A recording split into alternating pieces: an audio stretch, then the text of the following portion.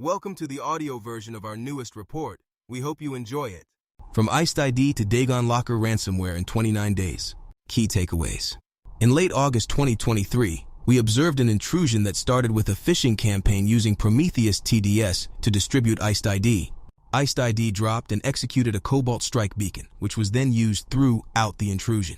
The threat actor leveraged a bespoke PowerShell tool known as AWS Collector to facilitate a range of malicious activities, including discovery, lateral movement, data exfiltration, and ransomware deployment.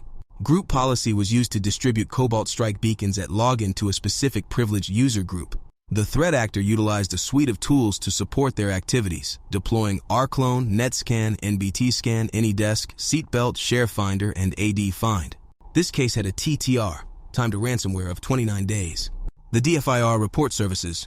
We provide a range of services including private threat briefs, which includes 25+ private reports annually. Another service we provide is our threat feed, specializing in tracking command and control frameworks such as Cobalt Strike, Metasploit, Sliver, and more.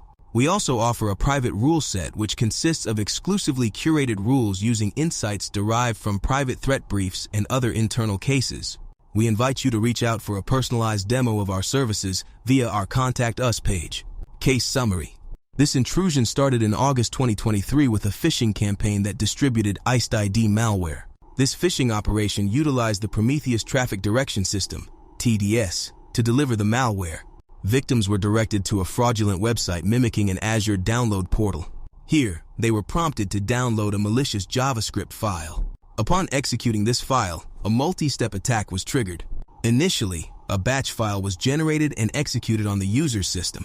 This batch file used the curl command to download an IcedID DLL file. Finally, this DLL file was executed, completing the malware installation process.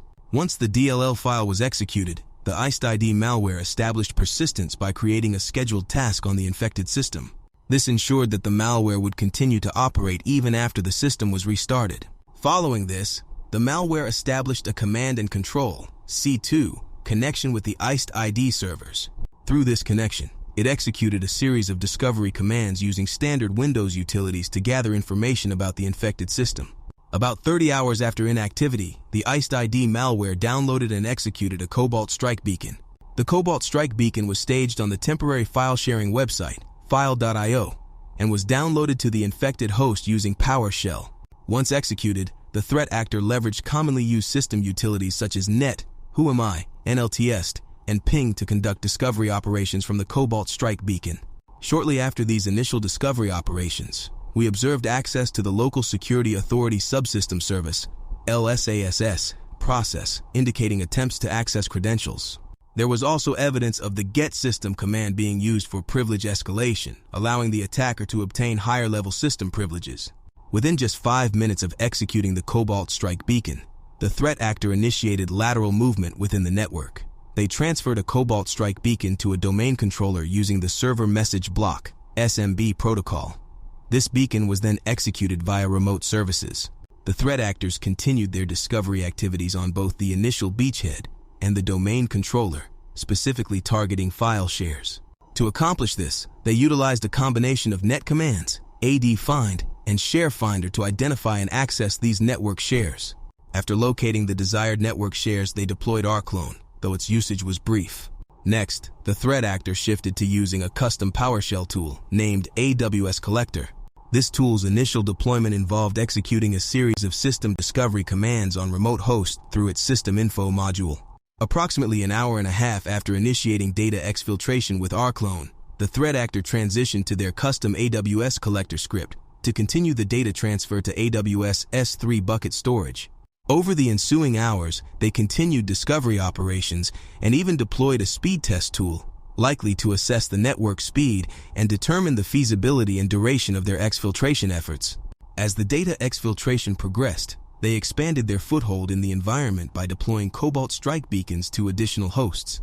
These were copied to hosts using SMB and the Windows Copy utility, followed by the execution of the beacon by remote WMIC commands. As the situation progressed into the third day, the threat actor remained engaged and active, continuing their data exfiltration activities. They also deployed discovery tools such as Seatbelt and Soft Perfect NetScan to further explore the network. On the fourth day, the focus shifted to the virtualization infrastructure. The actor executed various commands to gather information about the virtualization components, which involved the zipping and suspected exfiltration of targeted documents pertinent to virtualization. Additionally, on network shares, the threat actor located and reviewed documents containing passwords for the organization. Entering the fifth day, the threat actor continued discovery efforts using many of the same tools previously observed. During this period, they also began dumping Windows event logs and executing various WMIC discovery commands to gain further insight into the environment. The activities on the sixth and seventh days mirrored those of the previous days. On the eighth day, the threat actor deployed AnyDesk on a domain controller using a PowerShell script. This script not only installed AnyDesk, but also created a new user account and added it to the local administrators group. On this day, we also observed the threat actor deploy a new Cobalt Strike beacon. Using the AnyDesk access, the threat actor logged into the domain controller and accessed various system administrator utilities, including sites and services, administrative center, domains and trusts, users and computers, and group policy. The focus of their activity seemed to be group policy, where they attempted to create a log on script for the environment. 3 days after their previous actions, the threat actors returned to modify the group policy settings they had initially focused on. Following these changes, they expanded their operational scope by installing AnyDesk and Cobalt Strike beacons on additional hosts.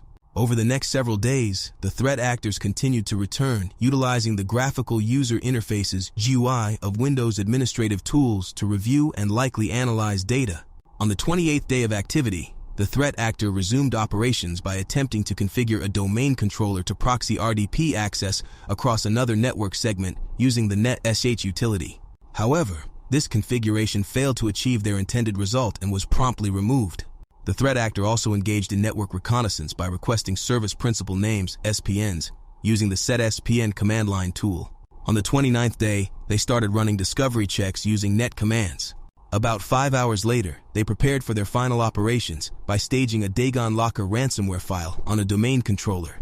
Utilizing their custom AWS collector script, the ransomware was deployed via SMB to remote hosts. The script also generated a batch script to disable services, delete shadow copies, and execute the ransomware, leading to domain-wide ransomware.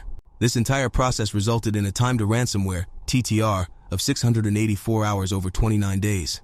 The next section of the report is not attainable in an audio format. Therefore, we recommend visiting the site on a computer when you have time. A link to the full report is in the description. Thank you for listening.